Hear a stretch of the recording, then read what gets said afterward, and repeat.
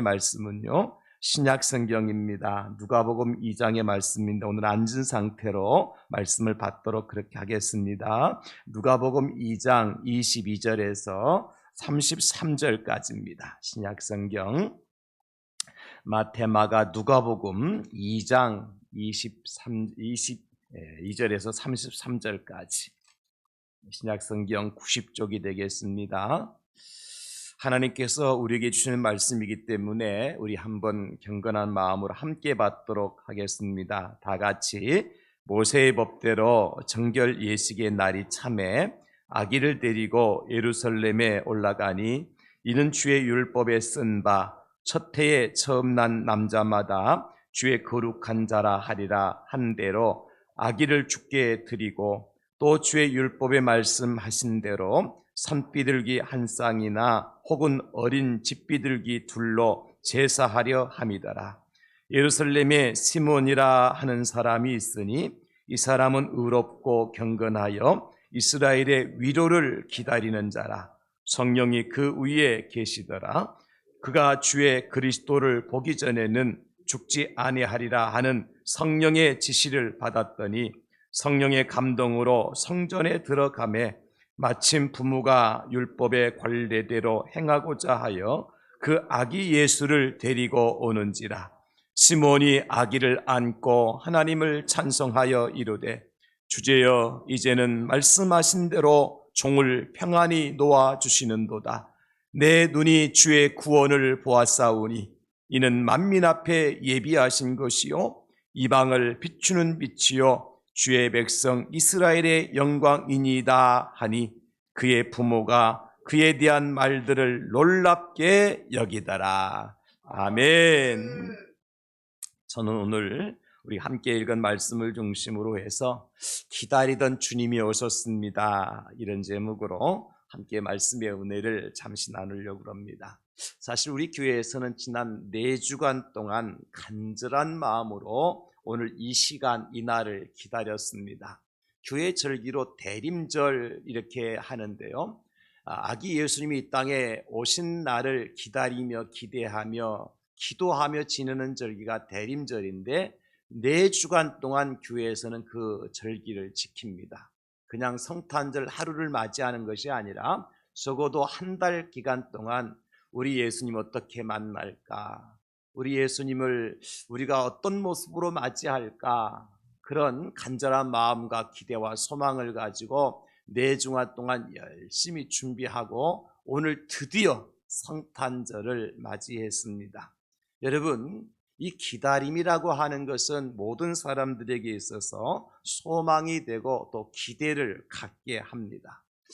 얼마 지나지 않았습니다만 이번 카타르에서 월드컵이 열렸습니다. 우리 16강전에서 대한민국과 브라질이 경기를 갖게 되어졌는데 이 16강에 올라간 대한민국이 브라질과 맞상대해서 게임을 치를 때에 많은 사람들이 또 객관적 사실과 데이터에 의해서 한국이 브라질을 이길 수 없다, 그렇게 이제 평가를 했죠. 그럼에도 불구하고 사람들은 어떻게 했습니까? 이날 경기를 포기하지 않고 기다리는 이유가 무엇일까요? 그래도 혹시나 어쩌다가 어쩌면 다행히 이변이라도 일어나서 우리 대한민국이 브라질을 꺾고 8강행을 하지 않을까 하는 뭐가 있었습니까? 기대와 소망이 있었습니다. 그래서 많은 분들이 새벽 4시에 경기를 치르는데 교회 새벽 기도는 오지 않아도 텔레비전은 나의 목자시니 그러면서 TV 앞에서 그 경기를 지켜보았던 겁니다. 안타깝게도 경기의 결과는 우리 대한민국이 지고 말았습니다만은, 그러나 여러분, 많은 분들이 그 경기를 지켜보았던 것은 우리나라는 분명히 질 거야, 게임도 안 돼, 여러분, 그런 믿음 가지고 TV 앞에 앉았던 사람들은 절대로 대한민국 국민이 아닙니다. 브라질 사람입니다. 아무리 실력이 뒤지고 데이터나 객관적 사실로 우리나라가 뒤처진다 하더라도 TV 앞에 앉아도 어때요? 우리나라 손흥민이 골을 몰고 가면 혹시나 넣지 않을까? 그죠? 이 조기성이가 혹시 이번에도 또 헤딩으로 또 넣지 않을까? 뭐 이런 기대와 소망 때문에 그냥 손에 땀을 쥐면서 그 TV 앞에서 지켜보고 있는 거예요. 이것이 우리가 가지고 있는 기다림, 기대와 소망의 가치인 것이지요. 사랑하는 여러분, 정말 2022년도 하면 다른 어느 해보다도 다사다난했던 해가 분명합니다. 그럼에도 불구하고 저와 여러분들이 오늘 이 자리까지 올 수 있었던 것은 무엇보다도 기다림이라고 하는 것이 있었기 때문에 가능한 일이 아니었겠습니까? 아마 여러분 그랬을 거예요. 오늘보다는 내일이, 또 이번 주보다는 다음 주가, 이번 달보다는 다음 달이 좀 나아지겠지, 뭔가 변화가 있겠지, 뭔가 더 좋은 일이 있겠지 하는 기대와 소망 때문에 한 주를 보내고 한 달을 보내고 그러다 보니까 어떻게 됐어요? 2022년도 칼렌더 달력 마지막 한 장 남은 그것도 일주일만 지나면 교체해야 되는 그 시점까지 왔잖아요. 그럼 누구도 이런 기다림이나 기대나 소망이 없었다면 여러분 이 자리에 앉아 계시겠습니까? 벌써 모든 것을 포기하고 절망과 낙심 중에 이 세상을 하직하고 말았을 거예요. 아무리 몸이 아파도 나아지겠지. 아무리 가난해도 언젠간 필 날이 있겠지. 아무리 속을 썩이는 아들이 있어도 그놈 언젠가 정신 차리겠지. 여러분 그런 기대와 소망 때문에 하루하루를 지내다 보니까 일주일이 지나가고 또 한 주, 두 주 지나가다 보니까 한 달이 지나가고 한 달, 두 달 지나가다 보니까 벌써 12달이 다 온 거잖아요. 이렇게 예수 믿는 사람이나 믿지 않는 사람이나 할 것 없이 이 기다림이라고 하는 것은 모든 사람에게 크고 작은 힘과 용기를 주는 것이 사실입니다. 특별히 예수님 믿는 사람들에게는 더욱더 그렇습니다. 이 기다림이라는 것이 신앙생활의 영적인 깊이와 넓이를 더해주는 것이 사실이에요. 그래서 신학적으로 기다림의 영성이라는 말도 나오게 된 것입니다. 여러분, 우리 예수님 믿는 사람들은 적어도 뭔가 기대와 소망을 가지고 기다리는 거죠. 이스라엘 백성들이 애굽의 포로가 되어 잡혀갔습니다. 몇 년 동안 기다립니까? 400년 동안 기다려요. 무려 400년 동안. 그리고 그들이 모세의 인도를 받아서 포로 가운데 이제 해방돼서 나와서 광야를 거쳐서 가나안 땅까지 들어가는데 얼마를 기다립니까? 40년을 기다려요. 뿐만 아니라 그들이 이제 이스라엘 백성들이 또 한 번 바벨론에 포로가 되어 잡혀갔을 때 70년을 기다립니다. 그리고 이스라엘 백성들이 영적인 암흑기를 지나서 드디어 이 땅에 참 빛으로 오신 예수 그리스도를 맞이할 때까지 구약 성경이 끝나고 신약 성경이 시작될 때까지 기간이 얼마나 걸렸냐면 무려 400년이 걸립니다. 영적인 암흑기 신구약 중간기의 400년 동안 역시 이스라엘 백성들은 기다렸던 겁니다. 그리고 드디어 메시아이신 예수님이 이 땅에 오시게 된 거예요. 그런 기다림이 없이는, 그런 기대와 소망이 없이는 이 땅에 평화의 왕으로 오신, 온 세상의 죄를 대신하여 십자가에 달려 죽기까지 하신 그 주님의 은혜를, 사랑을 만날 수 있는 사람은 아무도 없었다는 겁니다. 예수님이 이 땅에 오셨습니다. 그리고 30년의 짧은 이제 삶을 살고 3년 동안의 공생에 33년의 생을 사시고 십자가에 달려 죽으셨습니다. 십자가에 달려 죽으신 예수님은 무덤에 묻히셨습니다. 그리고 그 무덤 속에서 3일을 예수님께서는 기다리셨습니다. 무엇을 위해서? 무덤 문이 열리고 부활하실 날을 3일 동안 기다리셨어요. 그리고 드디어 예수님은 부활하셨습니다. 그리고 하늘로 올라가시기 직전에 제자들을 모아놓고 이렇게 말씀을 하셨습니다. 사도행전 1장 4절입니다. 사도와 함께 모이사 그들에게 분부하여 이르시되 예루살렘을 떠나지 말고 내게서 들은 바 아버지께서 약속하신 것을 기다리라. 예수님이 하늘로 올라가면서 이제 남겨놓은 제자들에게, 사도들에게 말씀하신 게 뭐예요? 예루살렘 떠나지 말고 약속하신 것을 바로 이곳에서 기다려라. 제자들이 예수의 말씀을 듣고 그 두려움 속에서도 기다렸습니다. 얼마를 기다렸더니 드디어 어떤 일이 일어납니까? 사도행전 2장에 보면 1절에 이렇게 기록하고 있습니다. 오순절 날이 이미 이름에 그들이 다 같이 한 곳에 모였더니, 기다렸더니 그 날이 오더라는 것입니다. 얼마 동안 기다렸어요? 오순절, 그러니까 50일 동안 기다린 거예요. 50일 동안 예수의 말씀을 듣고 기다렸던 제자들에게 어떤 역사가 나타났느냐? 사도행전 2장 4절에 보면 이렇게 기록을 하고 있습니다. 그들이 다 성령의 충만함을 받고 성령이 말하게 하심을 따라 다른 언어들로 말하기를 시작하니라. 기다렸더니 드디어 새로운 삶이 시작되는 겁니다. 기다렸더니 드디어 새로운 역사가 시작되는 겁니다. 여러분, 이렇게 기다림이라고 하는 것은 우리에게 크고 작은 힘과 소망을 주는 것입니다. 여러분, 지금까지 잘 기다려 오셨습니다. 오늘 우리에게 처음 오신 분들도 계신데, 내 평생 70평생 얼마나 기다려서 오늘을 기다리셨습니까? 잘 오셨습니다. 기다리니까 오늘 오셨지, 만약에 어제라도 천국 가셨다면 오늘 교회 못 나오셨잖아요. 잘 기다렸어. 앞으로 더 잘 기다리십시오. 더 좋은 날이 있을 겁니다. 주님께서 여러분들에게 베풀어 놀라운 그런 은혜 날이 올 거니까 잘 기다리세요. 그런데 문제는 뭐냐면, 이 기다린다는 것이 결코 쉬운 일이 아니라는 것입니다. 아이를 잉태한 어머니가 그 아이를 출산하기까지 적어도 10달 동안 아이를 뱃속에 품고 있어야 돼요. 여러분, 그 세월이 결코 짧은 세월이 아니고, 그 기다림이라는 것이 결코 쉬운 기다림이 아니에요. 이렇게 추운 날 겨울 눈보라와 찬 바람을 이기고 봄이 되면 저 나무에서 싹이 트고 꽃이 피지 않습니까? 여러분, 그 나무가 싹이 튀고 꽃을 피우기 위한 봄을 기다린다고 하는 거 얼마나 힘듭니까? 바람을 맞으며 눈보라를 맞으며 이슬 한 방울 내리지 않는 그 한겨울을 지내야 되는 나무처럼, 그러나 그 기다림의 세월이 지나고 나면 어떻습니까? 싹이 나고 꽃이 피고 열매가 맺히게 되는 것입니다. 기다림의 결과는, 열매는 이와 같이 경이로운 것입니다. 놀라운 것입니다. 오늘 본문에도 보니까 그런 기다림 끝에 놀라운 은혜, 인생의 역전을 경험한 한 사람의 이야기가 나옵니다. 그 사람이 누구냐면 예루살렘의 시므온이라고 하는 사람입니다.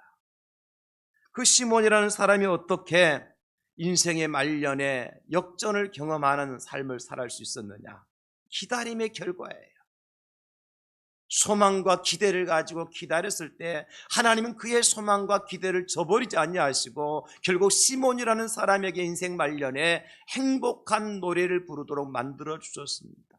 여러분의 인생의 말년에도 이런 하나님께서 주신 행복한 노래의 주인공들이 다 될 수 있기를 예수님의 이름으로 축원합니다.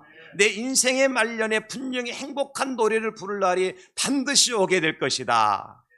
믿는 자가 복을 받는 겁니다. 나는 틀렸어, 나는 끝이야, 이런 그런 사람은 끝장난 삶을 사는 거고요. 아니야, 그래도 내 인생에 한 노래 희망이 있어. 그런 믿음을 가지고 있는 거예요. 오늘 시므온이 말이죠, 어떻게 이런 행복한 노래를 불렀냐면, 사실 아기 예수님이 이 땅에 태어나시고 이제 8일째 되는 날입니다. 예수님 나시고 8일째 되는 유대인들은 결례를 행하게 되어지는데, 첫 아들, 맏아들을 낳게 되어지면 8일째가 되어지면 그 아들을 데리고 예루살렘으로 올라가서 할례라고 하는 것을 행하게 되었어요. 그것을 행하면서 이 아들은 하나님께서 주신 하나님의 몫입니다 하고 이제 하나님 앞에 의식적으로 드리는 행사가 바로 이 할례 행사였죠. 그날이 바로 오늘이었어요.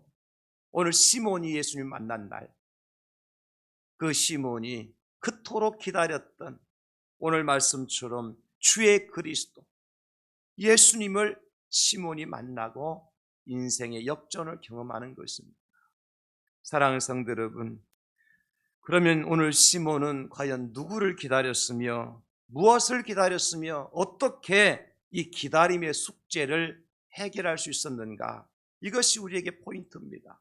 오늘 오신 여러분들에게 주님 말씀합니다. 우리는 누구를 기다려야 되느냐?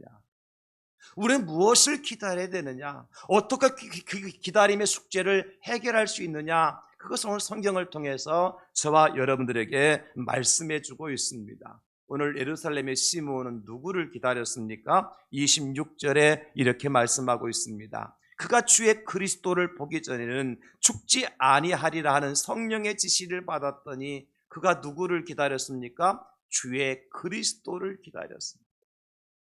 주의 그리스도라는 뜻은 뭐냐면 그 인생의 주인 되시며 그를 구원하실 참 메시아이신 하나님이라는 뜻이에요.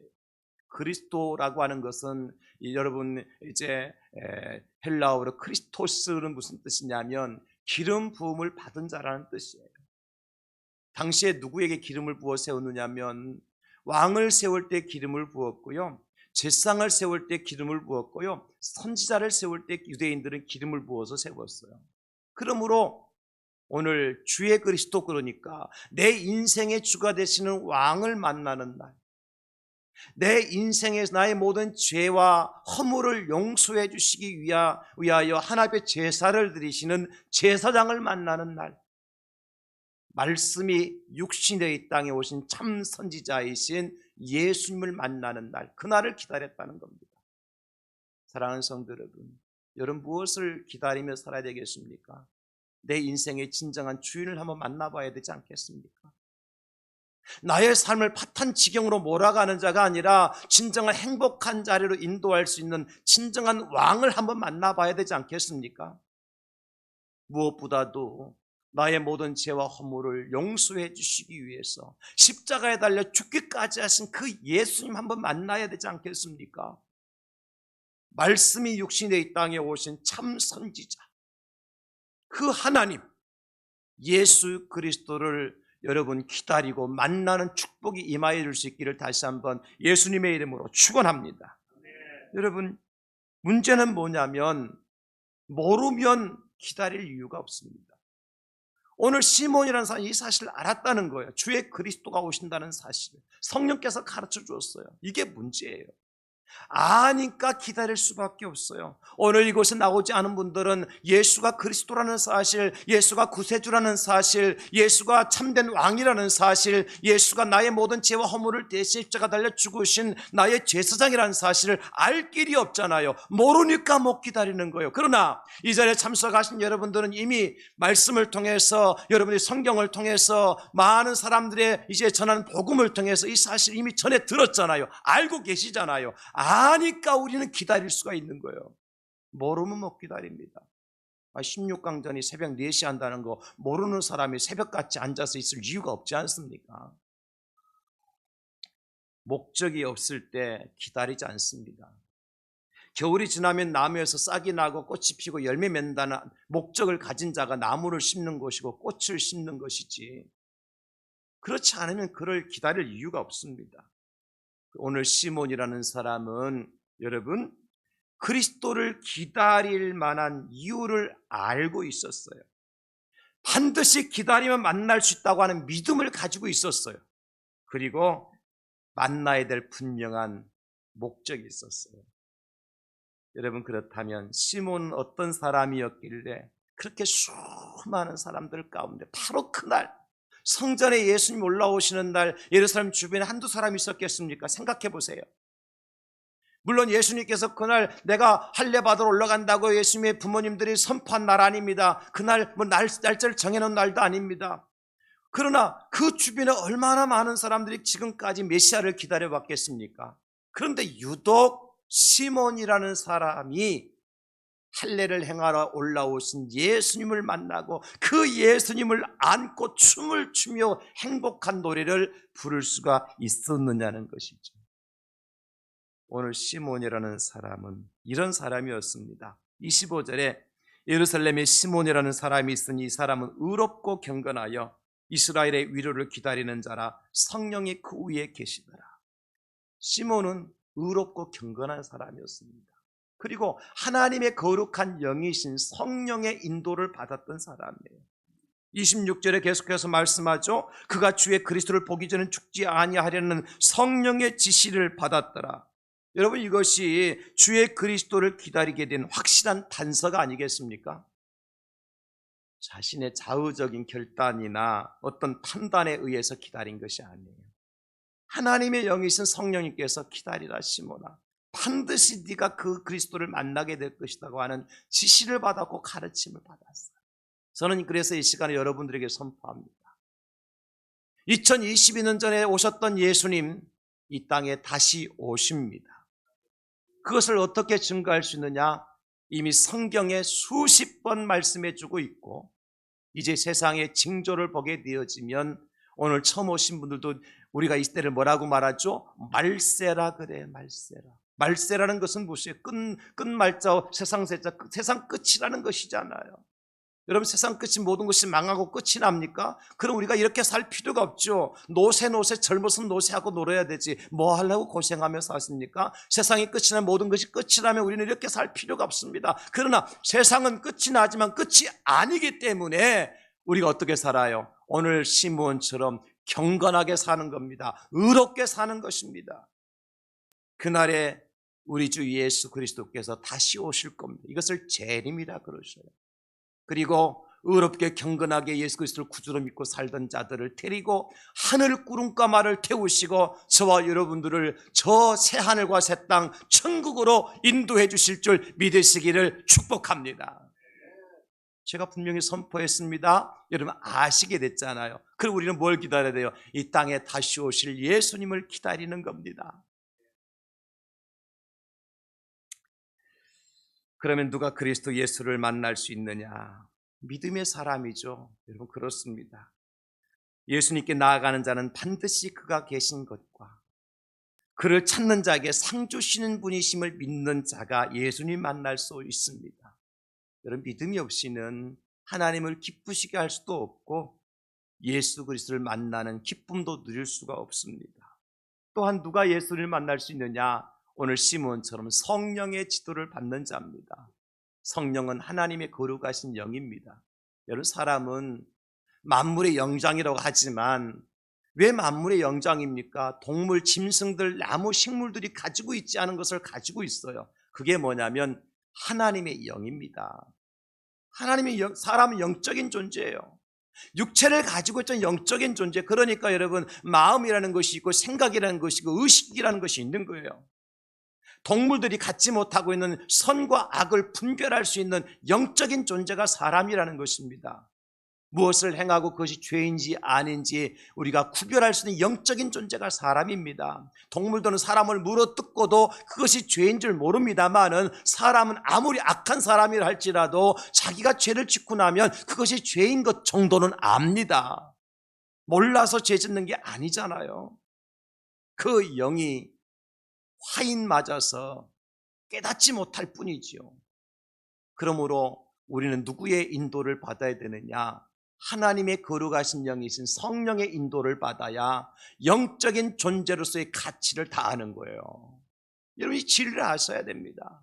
그저 육신에 내가 좋아하는 대로 살아가면 그 사람은 짐승이나 별반 다를 것이 없습니다. 여러분 그렇잖아요. 내가 먹고 싶은 거 다 먹고 누리고 싶은 거 다 누리고 내가 하고 싶은 거 다 하는 것은 개나 돼지가 하는 것이지 사람이 하는 일이 아니잖아요. 사람은 절제할 줄도 알고 가야 될 곳 가서는 안 될 곳, 해야 될 일 해서는 안 될 일, 말해야 될 것 말해서는 안 될 말, 우리가 그것을 다 알지 않습니까? 그것을 행할 수 있는 것은 무엇 때문이에요? 하나님의 영이신 성령께서 우리를 가르쳐 주시고 지도해 주실 때 가능한 거예요. 그 성령의 지배를 받는 사람이 예수님 만날 수 있는 것이고요. 무엇보다도 분명한 목표를 가진 사람이 예수님 만나요.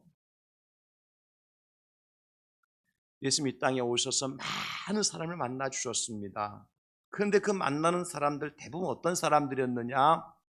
내가 병이 들어서 병 낫기를 원하는 분명한 목적을 가진 사람이 예수님 만나요. 예수님 당시에 병에 걸린 사람들이 한두 사람이 아니었습니다, 여러분. 그러나 예수님 만난 사람은 소수에 불과합니다. 어떤 사람이죠? 내가 병에 걸렸지만 내 병을 예수님께서 고쳐주실 것이라는 믿음을 가지고 간절한 소망과 기대를 가지고 예수님께 달려나가서 나사렛 예수여, 다윗의 자손 예수여, 내 눈을 뜨게 해주시옵소서, 내 딸에게 들린 귀신을 쫓아내 주시옵소서, 내 다리를 고쳐주시옵소서, 예수님 앞에 간절한 마음으로 나온 사람들, 분명한 목적이 있었던 거예요. 저는 이 목적을 다른 말로 명분이라 그렇게 말씀드리고 싶어요. 여러분, 이 자리에 나오신 목적이 있잖아요. 목적 없이 이 자리에 계신 분 계십니까? 심지어 어떤 사람은 내 친구가 가자 하니까 친구의 마음 한번 소원 한번 들어주자. 여러분, 귀한 목적 아닙니까? 어떤 사람은 성탄절 되니까 교회에서 선물 하나 주겠지. 선물 받으러 온 거 귀한 목적 아닙니까, 여러분? 이런저런 명분과 목적이 있기 때문에 다 여러분이 앉아 계신 거예요. 제가 이 자리에 서 있는 명분도 있지 않겠습니까? 제가 목사지만은 내 생명 다하는 날까지 하나님 주신 사명을 내가 어떻게 감당할 수 있을까? 설교를 통해서, 가르침을 통해서, 교육을 통해서 우리 성도들을 실만한 물가로 푸른 초장으로 인도해내야 되겠다는 분명한 목적이 있기 때문에 장 목사가 이 자리에 서서 이렇게 열변을 토하는 겁니다, 여러분. 목적이 있는 자가 예수님 만나요. 사랑하는 성도 여러분, 여러분, 이 자리에 어떤 목적, 어떤 명분을 가지고 오셨습니까? 우리 주 그리스도를 만나야 될 명분이 무엇입니까? 이 시간 여러분의 마음을 한번 더듬어 보세요. 저는 이렇게 고백을 했습니다. 주님, 나에게 천국에 대한 소망이 있습니다. 그러니 그 천국의 주인 되신 예수님께서 나를 좀 한번 만나주세요. 주님, 나에게 이 땅에서 해결받지 못한 문제가 아직도 남아 있습니다. 나를 좀 만나주셔서 그 문제가 풀어지고 해결되어지고 변화되는 은혜를 내가 한번 체험하게 해주세요. 주님, 뭔지는 모르겠지만 지금 내 마음이 답답하고 간절한 말이 남아 있습니다. 나에게 찾아오셔서 그 답답한 마음을 좀 풀어주시고 내 마음에 참된 평화와 기쁨과 안정을 좀 찾게 해주세요. 여러분, 그런 명분이 없이 우리 주님의 은혜를 체험할 수 있겠습니까? 성경은 분명히 약속해 주셨습니다. 잠언 8장 17절에 말씀하시기를 나를 사랑하는 자들이 나의 사랑을 입으며 나를 간절히 찾는 자가 나를 만날 것입니다. 우리 하나님은 편재하신 분입니다. 어느 곳에도 계시지 않는 곳이 없습니다. 어두운 곳에도 계시고요, 밝은 곳에도 계십니다. 저 미국에도 계시고 아프리카에도 계시고 한국에도 계신 분입니다. 무소부지하신 분이 있어요. 그러나 그 하나님을 만날 수 있는 사람은 누구라고요? 간절히 찾는 자가. 여러분, 죄송하지만 오늘 제 말씀을 따라 한번 여러분 해주시겠습니까? 주님, 이 시간에 나를 만나 주시옵소서. 잘하셨습니다. 여러분의 그 간절한 소원이 우리 주의 마음을 움직여서 강팍한 내 심령이 예수님께 들어오셔서 말입니다, 부드럽고 화평한 사람으로 변화시켜 주실 것입니다. 목적을 잃고 방황하던 내 인생이 뭔가 새로운 목적을 발견하고 지금 이후로 내가 1년을 살지 10년을 살지 단 한 시간을 살지 알 수 없지만도 나의 남은 생애가 지금까지 살아온 삶보다 훨씬 더 멋진 삶으로 변화시켜 주시는 하나님의 은혜가 임하게 될 줄로 믿습니다. 내가 만나야 될 분은 그럼 누구예요? 우리 주 그리스도죠. 우리 주 그리스도예요. 시몬이 다른 사람 기다린 게 아니에요. 바로 그 예수님 기다렸던 거예요. 사랑하는 성도 여러분, 주님이 이 땅에 다시 언제 오실는지 우리는 알 수 없습니다. 그날과 그 시는 성경에도 기록해 놓은 적이 없고 세상에 누구에게도 가르쳐 준 적이 없습니다. 그러므로 세상 사람들이 예수님이 언제 온다고 하얀 옷 입고 기다리더라도 그들 믿지 마시기 바랍니다. 다 거짓말쟁이들입니다. 모릅니다. 그날과 그 시는 하늘의 하나님만 알고 계십니다. 우리는 뭐 할 뿐입니까? 언제 오시더라도 주님 맞이할 준비하며 살아가는 겁니다. 준비된 자가 만나거든요. 누구를 기다려야 되겠습니까? 우리 주 그리스도를 기다리고 우리 주 그리스도를 만나고, 여러분 인생의 참된 왕이시며 여러분의 모든 죄와 허물을 용서해 주시고 우리를 천국으로 인도하실 그 주님을 기다리고 만나는 축복의 주인공들이 다 될 수 있기를 오늘 예수님의 이름으로 축복합니다. 그러면 도대체 시몬이라는 사람은 무엇을 기다렸습니까? 어떻게 만났습니까? 시몬은 이스라엘의 위로를 기다렸습니다. 예수님 그토록 기다렸던 이유가 목적이 뭐냐면 위로받고 싶었던 거예요. 뭔가 내 마음에 허전한 것이 있었어요. 저는 이 땅의 모든 사람들에게 필요한 것이 있다면 그것이 위로라고 생각합니다. 얼마 전에 있어도 저희 태원의 참사, 여러분 그 참사로 해서 이제 죽은 그 부모들, 형제들 위로받아야 마땅합니다만은 저는 그분들만 위로받을 것이 아니라 그 일 때문에 지금도 재판을 받고 있고 직위가 해제가 되어져 있고 그리고 감옥에 끌려 들어가는 그분들과 그분들의 가족들도 위로를 받아야 된다고 저는 생각합니다. 뿐만 아니라 누구보다도 그 뉴스를 보고 있는 제가 위로를 받고 싶어요. 사실 언제나 그 뉴스가 그만 끝날까 너무 답답해서 견딜 수가 없어요. 내가 위로받고 싶어요. 주님, 이 문제가 속히 해결되고 마무리되어져서 더 이상 모든 국민들이 근심 중에 그 일로 인해서 마음 아파하지 않게 해주시옵소서. 우리가 다 위로가 필요한 사람들 아닙니까, 여러분? 예수님이 이 땅에 오실 때도 마찬가지였습니다. 지금으로 2020여 년 전에 상황이 지금 상황과 별반 다를 것이 없어. 세상 사람 사는 것이 2000년 전이나 지금이나 뭐가 다르겠습니까? 조금 차이가 난다면 문화가 발달하고 살기가 좀 편리해졌을 뿐이지 사람 마음에 위로가 필요한 때는 예나 지금이나 똑같지 않겠습니까? 적어도 예루살렘에 성전은 세워져 있었지만은 그러나 그 성전에 제대로 예배를 드리지 못했던 이스라엘 백성들, 그들이 하나님의 택함을 받은 선민이라고 말하고는 있었지만은 세상의 제국들로부터 인하여서 자유를 누리지 못하고 포로가 되고 핍박을 받던 이스라엘 백성들 또한 그들뿐이겠습니까? 강한 군사력과 정치적인 힘으로 세상을 정복하려고 했던 모든 세상의 제국들과 열방들, 그 왕들조차도 뭐가 필요했을까요? 위로가 필요한 사람들이었습니다.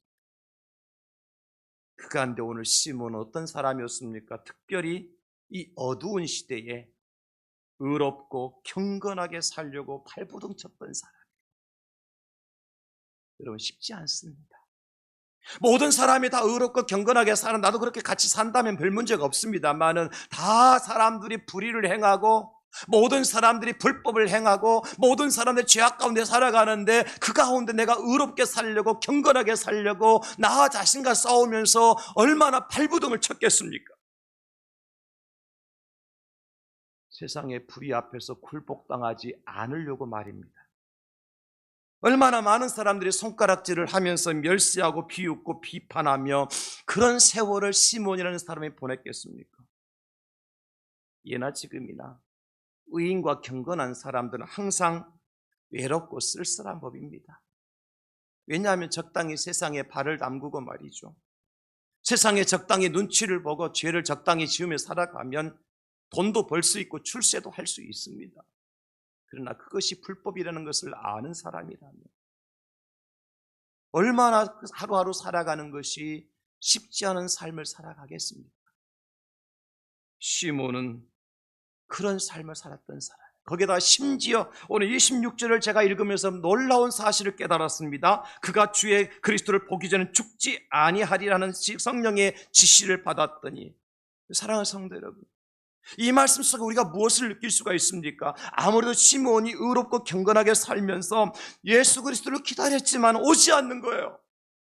내일이면 오실까 모레면 오실까 오늘 참고 기다렸지만 예수를 만날 수 없어요. 마음에 근심과 걱정이 쌓여져 가고 있습니다. 그러면서 차라리 이럴 바에 내가 빨리 죽는 편이 낫지 라고 하는 생각조차 들지 않았겠습니까? 우리도 그럴 때가 있잖아요, 여러분. 정말 희망을 가지고 세상 일에 정정당당하게 사는 이유가 무엇입니까? 그러면 어떠한 좋은 결과라도 내게 있을 것이라고 하는 기대 때문이었잖아요.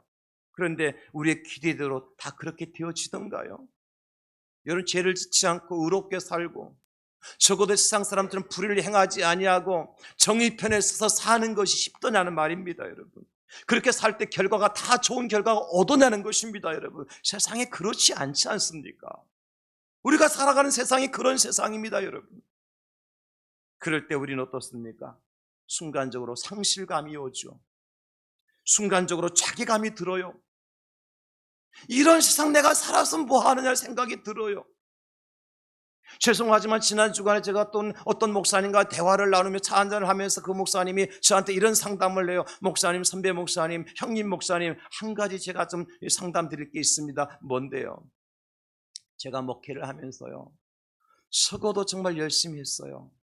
정직하게 했어요. 최선을 다했어요. 하나님 말씀대로 성도들을 가르쳤고요. 설교도 말씀대로 설교하라고 애를 썼어요.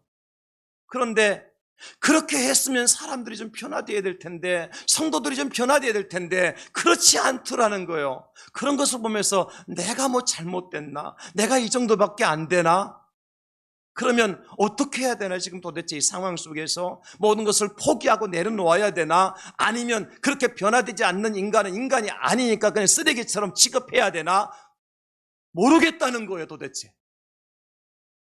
제가 그래서 그 말을 듣고, 목사님, 목회하는 목사라면 10 중에 9은 다 그런 생각일 겁니다. 왜냐하면 목사가 설교한 대로 변화되면 그것은 천국이지 이 세상이 아니에요. 성경에 보니까 나와 있을 때다. 뭐가 나와 있느냐면 예수님도 100마리 양을 치고 있었는데요, 99마리 양은 예수님 말씀 듣고 우리 안에 들어왔는데 그 한 마리 양이 꼭 이상한 짓 해가지고 예수님 괴롭히더라고. 성경에 있습니까? 없습니까? 있잖아. 나와 있잖아요.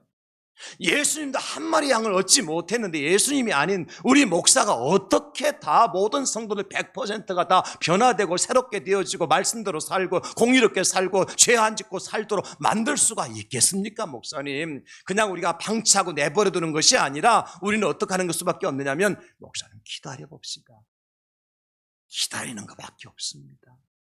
하나님이 살아 계시니까요. 여러분 어떻습니까? 우리 가정에서는 그런 일 없습니까? 가장이 회사 출근하고 직장에 나가는 날 쉽다고 안 나가나요? 일이 힘들다고 일 안 나가십니까?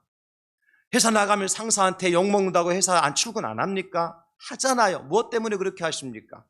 가족들 때문에 그렇게 하시잖아요. 내가 벌어야, 내가 가장으로서 역할을 감당해야 우리 가족이 평안하고 생활을 할 수 있으니까 그런 불편함, 어렵고 힘든 일들조차도 마다하지 않고 가장이기 때문에 나가서 일하지 않습니까? 일하고 돌아오면 내가 원하는 대로 우리 가족들이 다 그렇게 살아가던가요? 그렇지 않잖아요. 때 아닌 부인이 바람 피우고, 때 아닌 자식들이 속색이고, 하지 말라는 마약이나 먹고 걸려들고, 먹지 말라는 술이나 먹고 음주운전에 걸려서 걸려들고, 그래서 뉴스에 나오고. 그럼 어때요? 우리는 회사 때려치고 싶지요. 인생 때려치고 싶은 것이 사실 아닙니까? 우리에겐 다 뭐가 필요하다는 얘기, 여러분? 위로가 필요하다는 얘기. 그렇다고 우리가 절대로 포기할 수 없잖아요. 모든 걸 때려칠 수 없는 것 아닙니까? 다행히도 오늘 시몬이라는 사람에게는 성령께서 가르쳐 주셨어요. 시몬아, 죽으면 안 돼. 네가 죽기 전에 반드시 우리 주 그리스도를 보게 될 거야. 시몬은 그 소리를 듣고 기다렸습니다. 그리고 드디어 오늘 예수님 만났습니다. 그리고 시몬은 이렇게 노래합니다. 29절 이하에, 주제여 이제는 말씀하신 대로 종을 평안히 놓아주십니다. 내 눈이 주의 구원을 보았습니다. 이는 만민 앞에 예비하신 것입니다. 이방을 비추는 빛이시요 주의 백성 이스라엘의 영광입니다. 시몬이 이 찬송을 불러요. 무슨 얘기입니까? 이제는 내가 죽어도 여한이 없습니다. 하나님이 내 마음의 소원을 들어주셨습니다. 하나님 내 아픈 마음을 위로해 주셨습니다. 하나님 내 상한 마음을 치료해 주셨습니다. 하나님이 지친 내 마음을 만져주셨습니다. 그분이 곧 빛이시요 이방의 영광으로 오신 예수 그리스도, 내가 그분을 내 품에 안게 되었으니 더 이상 나한테 무슨 소원이 있으면 무슨 여한이 있겠습니까? 시몬은 그런 노래를 부르고 있는 것입니다. 사랑하는 성도 여러분, 우리 주님이 누구이신 줄 아십니까? 바로 위로의 하나님이십니다. 우리의 상한 마음을 치료해 주시기 오신 예수님이십니다. 심지어 꺼져가는 심지의 불도 끄지 아니하시고 상한 갈대를 꺾지 아니하시는 분이 우리 하나님이십니다. 마태복음 12장 20절에 말씀하십니다. 상한 갈대를 꺾지 아니하며 꺼져가는 심지를 끄지 아니하기를 심판하여 이길 때까지 하리니. 고린도후서 1장 4절에는 이렇게 말씀하십니다. 우리의 모든 환난 중에서 우리를 위로하사 우리로 하여금 하나님께 받는 위로로서 모든 환난 중에 있는 자들을 능히 위로하게 하시는 이시로다. 우리 하나님께서 우리를 위로해 주시고 우리는 또 다른 사람을 위로할 사람으로 하나님께서 저와 이를 만나 주신다는 거예요. 엘리야라는 선지자가 있었어요. 참 어렵게 살았습니다. 하나님 말씀대로 살았어요. 죄 안 지키기 위해서 노력을 했어요. 그런데 엘리야가요, 아합이라는 왕과 그의 부인 이세벨에 의해서 많은 핍박을 받습니다. 그러나 끝까지 하나님 믿는 믿음으로요, 저 이스라엘 갈멜산에 올라가서 아합을 쫓아오는 850명과 850대 1의 싸움을 벌입니다. 결국 엘리야가 승리했습니다. 그리고 3년 6개월 동안 이스라엘 땅에 비가 내리지 않는 땅을 위해서 무릎 꿇고 기도합니다. 그때 하나님은 엘리야의 기도를 들으시고 그 땅에 비를 내려주셨습니다. 이만하면 됐지 않습니까? 이만하면 이제 엘리야도 쉴 때가 되지 않았습니까? 그런데 여러분, 그 이후에 어떤 상황극이 벌어지는 줄 아십니까? 아합과 그의 아내 이세벨이요, 더욱더 악이 강성해서 엘리야를 죽이려고 달려듭니다. 엘리야는 참지 못하고 이렇게 고백하죠. 열왕기상 19장 4절입니다. 자기 자신은 광야로 들어가 하룻길쯤 가서 한 노된 나무 아래에서 앉아서 자기가 죽기를 원하여 이르되, 여호와여 넉넉하오니 지금 내 생명을 거두시옵소서. 나는 내 조상들보다 낫지 못하니이다 하고 심각한 우울증에 걸린 거예요. 대인기피증에 걸린 거예요. 그래서 사람들은 광야 속에 나가서 노된 나무 밑에 가서 죽기를 구한 겁니다. 하나님 죽여주세요. 이렇게 살 바에 죽는 게 낫겠어요. 내가 지금까지 살아오면서 하나님 아프게 한 적이 뭐가 있습니까? 내가 살면서 죄를 진 것이 뭐가 있습니까? 잘못한 것이 뭐가 있습니까? 다만 말씀대로 살려고 열심히 산 것밖에 더 있습니까? 그런데 그 결과가 오히려 이세벨이 나를 죽이려고 더 달려들고 있는 것이, 이것 나의 인생이라면 차라리 죽는 게 낫겠습니다. 이게 엘리야의 고백이었어요. 여러분, 선지자였습니다. 여러분, 그럴 때가 없습니까? 차라리 죽는 게 낫겠다. 이렇게 살 바에 내가 이 세상에 사라지는 게 낫겠다고 말이죠. 그때 엘리야에게 하나님께 천사를 보내십니다. 엘리야를 두들겨서 만지시면서 말씀하십니다. 엘리야야, 일어나서 먹어라. 눈을 떠보니까 머리맡에 이제 숯불에 구운 떡과 물 한 병이 놓여져 있는 거예요. 엘리야가 그거 먹고 마시고 또다시 눕습니다. 여러분, 세상의 물과 떡이 우리에게 힘이 될 줄 압니까? 그렇지 않습니다. 세상의 돈이 우리에게 위로가 될 줄 압니까? 세상의 권세가 우리에게 힘이 될 줄 아십니까? 잠깐입니다. 유한한 것들 뿐입니다. 엘리야가 또 누웠어요. 죽고 싶다는 거예요. 다시 천사가 그를 만지며 깨워줍니다.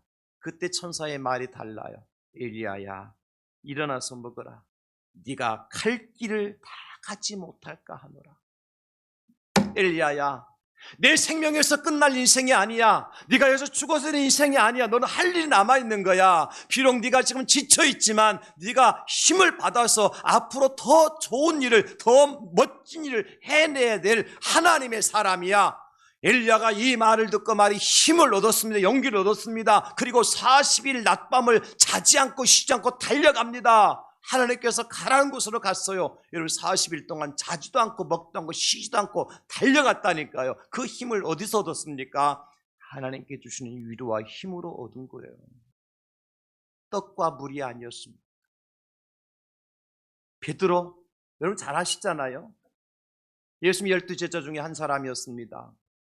십자가 달려 돌아가실 때 가야바 법장에서 예수님을 3번이나 부인하고 저주하고 금을 둘러매고 다시 고기 잡으러 가겠다고 갈릴리 바다로 나갔던 사람이에요. 왜냐하면 가서 고기라도 잡으면 좀 허전한 마음이 채워질까. 이미 내가 사랑하던 주님은 십자가에 달려 죽으셨고, 그때에 밤새 고기를 잡으려고 다른 제자들과 함께 그물을 내리고 올렸지만 단 한 마리 고기도 잡지 못했어요. 그 새벽에 배를 끌고 항구로 돌아옵니다. 저 항구 한편의 그 새벽에 낯익은 목소리가 들려요. 얘들아, 너희에게 고기가 있느냐? 제자들이 말합니다. 밤새 그물을 내리고 올렸지만 단 한 마리의 고기도 잡지 못했습니다. 그래서 다시 그 목소리가 들려오죠. 배 오른편에 그물을 내리라. 그리하면 잡으리라. 깜짝 놀랐어요. 그 밤에 오른편 왼편 깊은데 낮은데 안 내려본 적 어디 있겠습니까? 그러나 그 말씀을 듣고 배 오른편에 그물을 내렸어요. 어떤 결과가 나타난지 압니까? 그물을 들어 올리지 못할 정도로 많은 고기가 잡혔어요. 그때에 함께 있던 요한이 베드로에게 말합니다. 주님이시다. 이 말을 듣고 베드로는요, 우통 벗고 있던 겉옷을 걸치고 물 위로 뛰어내렸습니다. 텀벙텀벙 예수님께서 계신 곳을 가보았어요. 가서 보니까 기가 막힌 장면이 벌어져요. 예수님께서 그 새벽에 그 항구에 숯불을 피워놓고 말이죠, 그게 떡과 생선을 굽고 계시는 거예요. 여러분, 그 숯불이 어떤 숯불인 줄 압니까? 베드로가 예수님을 3번씩이나 부인할 때 가야바 법정에 피워놨던 그 숯불이었어요. 예수님 그 숯불을 옮겨놓으신 겁니다. 실패한 베드로에게, 상실감에 쌓여있는 베드로에게, 베드로야, 내 인생을 채워줄 분은 세상의 물고기가 아니야. 내가 그래서 너를 찾아왔다. 너는 나를 3번이나 부인했지만, 그 나를 버리고 갈릴리로 바다로 나갔지만 나는 너를 찾아왔다. 베드로는 그 자리에서 무릎을 꿇습니다. 주님, 내가 주님을 사랑합니다. 내가 주님을 사랑한 줄 주님께서 아시나이다. 베드로의 인생이 그때부터 바뀌는 거예요.